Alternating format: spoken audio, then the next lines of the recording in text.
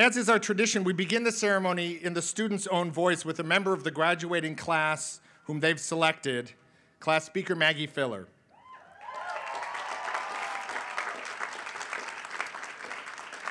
Few students have had as much impact on the law school while here as Maggie. The full list of her activities and achievements is positively daunting. Most notably, Maggie conceived and founded the Stanford Prison Forum, in which students help teach college-level courses to prisoners confined in San Quentin. But Maggie was also involved in the Three Strikes Project, Street Law, Shaking the Foundations, our documentary film project, the National Lawyers Guild, the Alternative Spring Breaks, the law school's public interest and law student mentoring programs, and more. That list of activities, impressive as it is, doesn't really capture Maggie's place at SLS. About a month ago, she received the Debra L. Brody Public Interest Award, given to a graduating third-year student for outstanding contributions to public service at the law school. That Maggie had earned this much-deserved recognition goes without saying. What was striking, though, unheard of really, was that Maggie was separately nominated by 4 faculty members, 2 of our alumni, and most telling by 20 of her classmates. What they had to say was more telling still. Maggie was described by different nominators as unique in her ability to inspire others, virtually a force of nature, and one of the most creative, innovative, and dedicated citizens the law school has known. On top of all this, someone wrote, she manages to lead these multiple lives while also being an incredibly poised, humble, pleasant, and good-humored person. I'm told that Maggie kept a handwritten note on her dresser for the 3 years she was in law school to remind herself at all times why she came here. Now that she's leaving, I'm delighted to invite Maggie to the podium to speak to and for you, and maybe to reflect a bit on how that note looks now. Maggie?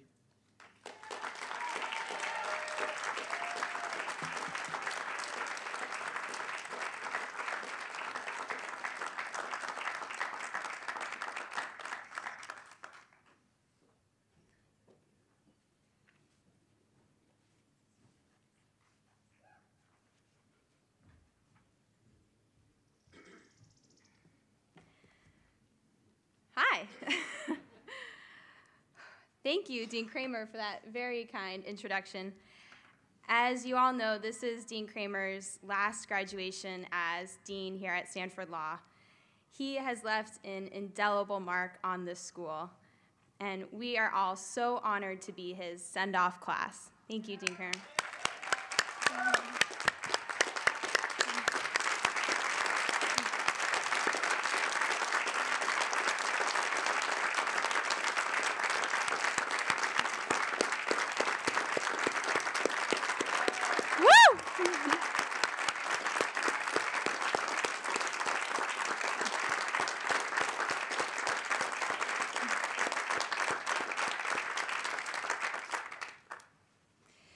Good morning, faculty, staff, family, and friends. And hello, Stanford Law School class of 2012. If you're anything like me, you never thought this day would come. But here it is, and here we are. Graduates, you are an incredible group of individuals. Seriously, every time I think about it, it blows my mind. Some of you entered straight out of undergraduate programs because you knew since you were 5 years old that you were going to be lawyers someday. Others of you had already earned doctorate degrees, were lawyers in foreign countries, taught in underserved schools, served in our military, and had whole careers before coming here to Stanford. I am humbled to be the voice of so many individuals today. So, congratulations. Today is our day. I will do my best to uphold my campaign promise and not embarrass you in front of your families. Human beings are molded by people. This graduating class is no exception. You professors, you administrators, you mentors, you mothers, fathers, grandparents, uncles, aunts, siblings, spouses, partners, children, and you great, great friends. You have quite literally made us into the people you see before you today. On behalf of my fellow students, I want to thank you for your endless support of our wildest ambitions, our craziest dreams of us. We are molded by people, but we are also molded by experience. And when I think back on my time at Stanford, there is one experience that stands out. I'm sitting on a bench in Oakland, and I'm waiting for a bus, holding my backpack and my criminal procedure textbook in my lap, and tears are streaming down my face. I'm gulping for air, my body convulsing. I've given up trying to brush the tears away. They're just coming too fast. Slowly, I realize that there's a large group of people also waiting for the bus, but they're not sitting on the bench with me. They're sitting a little bit behind and away, and I realize I appear deranged, but I couldn't care less. This is what it feels like, I think to myself. This, right here on this bench, is what it feels like to lose. The tears are hot, and my face is slick with them. Then a woman comes, and she sits down beside me. She's carrying a little dog in a dog carrier, and she puts that down on the ground between us. She also has 2 bags that are jingling with cans, and she sticks those underneath the bench, too. She's wearing many layers of soiled clothing, so many that her shoulders seem to come up to her earlobes. "You a lawyer?" she asks. I'm a little taken aback. Then I remember the 1,000-page volume marked criminal procedure in my lap. "Thank you, Professor Weisberg." Not yet, I respond in between sobs. "Still in school." "Well, I need a lawyer," she says. She appears unfazed by my red face and wet cheeks, so unfazed that she seems to think I'm competent to give her legal advice. She tells me her troubles. Her mother was very sick with cancer, and she died several years ago. She believes the people at the hospital didn't give her mother the care she needed and that she deserved, and she'd like to file a lawsuit. Her mother had a life insurance policy that was worth several $1,000s, but neither she nor her sister has been able to collect. And now she's living on the streets. "I'm sorry," I tell her. "That's awful. I wish I could help, but I just lost my first case ever, so I just don't think you want my help." A few more tears slide down my cheeks. "Oh," she asks. "Well, what happened?" And for some reason that I can only explain to you all now as temporary insanity, I overshare. I tell her how my partner, Stuart Lynn, fellow graduate, and I have been working on a case through the clinic at our law school for over a year now. It's the case of a man who was convicted for selling $20 worth of drugs to an undercover police officer. How my client was convicted on the basis of the police officer's testimony that he turned his head left and right. How he was sentenced under California's 3 strikes law, which meant that a term that would have been 3, 4, 5 years was now 25 years to the rest of his life. I tell her how my client had turned to drugs to cope with a severely abusive childhood, and how despite all that, he had an entirely nonviolent record. Finally, I tell her that I woke up this morning and I learned that the court denied our petition to have him resentenced to a lower term of years. And I tell her how I have no idea how I'm going to tell this to my client, to his mother, to his fiancé, and to his son. "You've got to appeal," she says. "You're all he's got. Don't give up on him. You've got to appeal."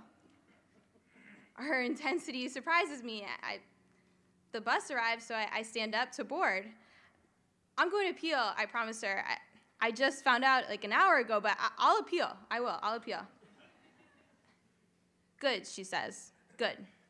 She says, "Something told me to sit down beside you." She says, "And now I know what it was." You've got to appeal. Then she asked for my business card. And I tell her, I don't have a business card yet. Really, I'm not a lawyer. And I get on the bus. This experience taught me 2 lessons, just 2, that I'd like to share with you, my fellow graduates of Stanford Law. First, being a lawyer is like being a doctor. Everybody is going to want our advice.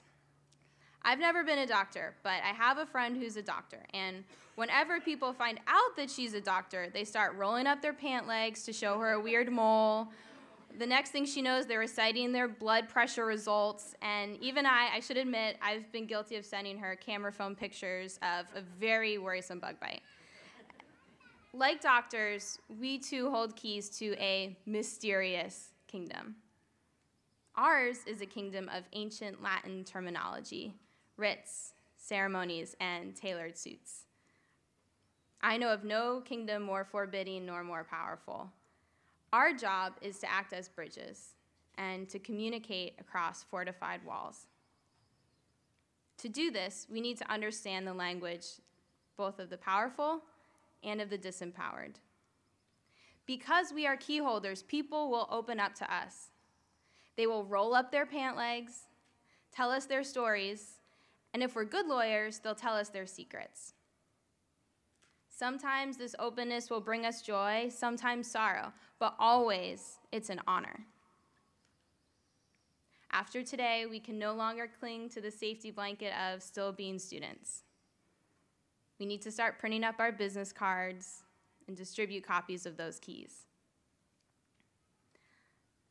Lesson number 2, you've got to appeal. When I found out we lost our case, I had to rethink everything I thought I knew about my worth as a lawyer. In the wise words of the Maggie Filler 4, I fought the law, and the law won, big time. And all I got was guilt and self-doubt. I had a hard time concentrating on anything except the thought of my client, alone in his cell in the California desert, staring down a life sentence and thinking that I had let him down. I couldn't stop thinking of his mother, his fiance, and I couldn't stop thinking of his son. The first day was terrible. The second day was terrible. I spent a lot of time thinking about this parable my mother told me about a village where word gets out that the sky is falling. And all the village animals start running around yelling, "The sky is falling, the sky is falling, the sky is falling," except for this one little crow. This one little crow who lies down on his back in the middle of the street, and he sticks his legs up, straight in the air. An elephant comes over and asks, "Crow, what are you doing? The sky is falling." And the crow says, "One does what one can." One does what one can. And he's stuck his legs up even straighter. Usually I really like that parable, and I kind of take the crow's words as my motto. One does what one can. But right after I lost that case, I was thinking that crow was a naive moron who was never going to amount to anything.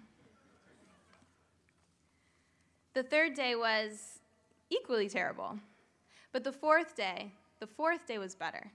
By the fourth day, I was working on that appeal. I felt a renewed sense of purpose and a healthy indignation at the court. And I began to realize that I desperately needed another measure of professional success, one that does not depend on winning and losing. Of course, we all want the best results for our clients. That's true whether the decision depends on their liberty or their financial security. But we also deserve to feel happy and fulfilled by the work that we do. We won't always win, but we can always treat our clients with dignity and respect. We can behave ethically. Even when we lose, we can appeal. We can make it known that we don't agree with the result. We can assure our clients that we still believe in them and that we're willing to fight for them, even when the legal victory eludes us. After all, one does what one can. So, class of 2012, this is my hope for you, that you find something beyond the winning and losingness of the law to sustain you. In other words, that you find your holding. I once met a former lawyer who told me he didn't remember much of anything from law school. But But he's still glad he went because it taught him how to read a case and find the holding.